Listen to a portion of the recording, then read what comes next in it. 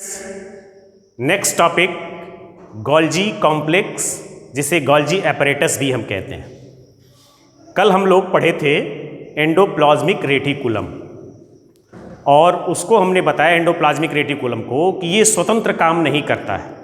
Endoplasmic reticulum तीन चीज़ों के साथ मिल के काम करता है, अपने खुद endoplasmic reticulum, then Golgi complex and ribosome. ये तीनों एक साथ काम करते हैं और एक दूसरे से जुड़े रहते हैं, इनकी नेटवर्किंग रहती है। गोल्जी कॉम्प्लेक्स भी एंडोप्लाज्मिक रेटिकुलम की तरह ये रैप का काम करता है, पैकेजिंग के काम आता है ये। इस एपरेटस को सेल में सबसे पहले जिस वैज्ञानिक ने देखा, कैमिलियो गोल्जी, 1898 में। किसने देखा? कैमिलियो गोल्जी, और उन्हीं के नाम पे इसका नाम गोल्जी कॉम्प्लेक्स या गोल्जी एपरेटस पड़ा। ये चार चीज़ों से मिलकर बना होता है। जो गोल्जी कॉम्प्लेक्स की बॉडी है, इसीलिए कॉम्प्लेक्स कहा गया उसको, वो चार चीज़ों से मिलकर बना होता है। और यहाँ मैंने ये बनाया है, कौन कौन? सिस्टर्नी है, ट्यूब्यूल्स हैं, वैक्यूल्स हैं और वेसिकल्स हैं। कौन है? सिस्टर्नी, ट्यूब्यूल्स, वैक्यूल्स और वेसिकल्स। यहाँ फिगर में हमने ये बनाया, देखिए फ्लैटन है, फ्लैट एकदम। ये वेसिकल्स दिखाई दे रहे हैं, सिस्टर्नी दिखाई दे रही हैं, और ये फ्लैट नेटवर्क की तरह है। ये पैकेजिंग का इसका रोल है, अभी आगे हम लोग पढ़ेंगे। जो गोल्जी एपरेटस है, इसको प्लीमोमॉर्फिक स्ट्रक्चर भी कहते हैं। क्या कहते हैं? प्लीमोमॉर्फिक स्ट्रक्चर। इसका मीन्स क्या होता है? Different shape in different cell. अलग अलग सेल्स में अलग अलग शेप ये रखता है, इसलिए इसको प्लीमोमॉर्फिक स्ट्रक्चर भी कहते हैं। आपको ये बता दें कि जो गोल्जी कॉम्प्लेक्स है या गोल्जी एपरेटस है, प्लांट सेल में इसको साइटोसोम, डिक्टियोसोम भी कहते हैं। क्या कहते हैं? डिक्टियोसोम। एनिमल सेल में ये क्या कहलाता है? गोल्जी कॉम्प्लेक्स, और प्लांट सेल में क्या कहलाता है? डिक्टियोसोम कहलाता है। अब इसका फंक्शन क्या है, इसके बारे में हम लोग जानेंगे। इन्वॉल्व इन सेल सिक्रीशंस, जितने भी ये सेल से सिक्रीशन होते हैं उनमें ये इन्वॉल्व होता है। Forms lysosomes and secretary vesicles.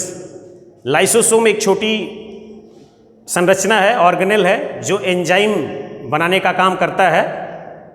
आगे हम लोग पढ़ेंगे लाइसोसोम के बारे में। तो ये उसके फॉर्मेशन में और सिक्रीशन वेसिकल्स के फॉर्मेशन में काम करता है।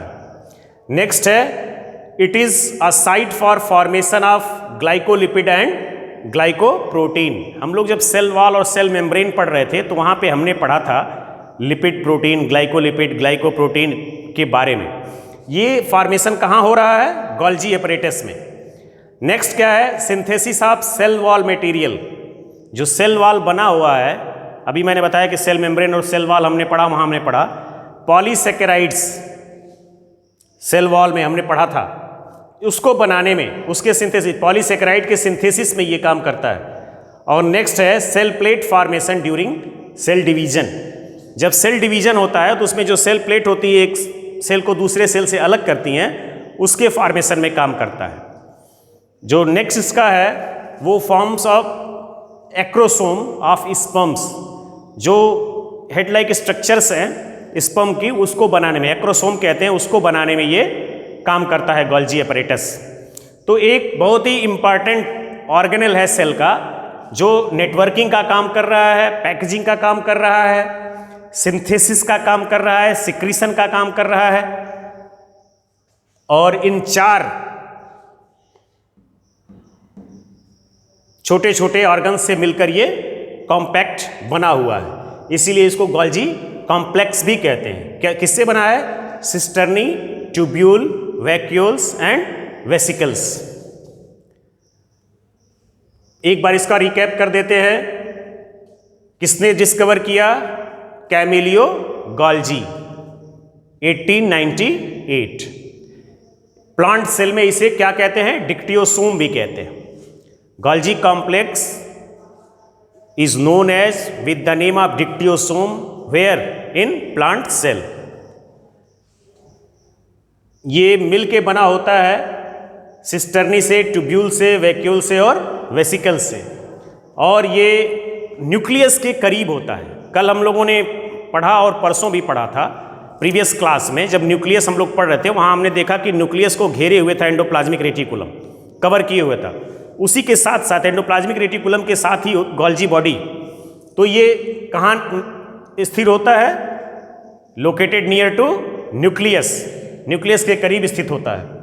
और जो इसके इम्पॉर्टेंट फंक्शंस हैं वो हैं सेल सिक्रीशन में, एक्रोसोम के निर्माण में, लाइसोसोम के निर्माण में, formation of glycolipid and glycoprotein में, synthesis of cell wall material polysaccharides में, और formation of cell plate during cell division.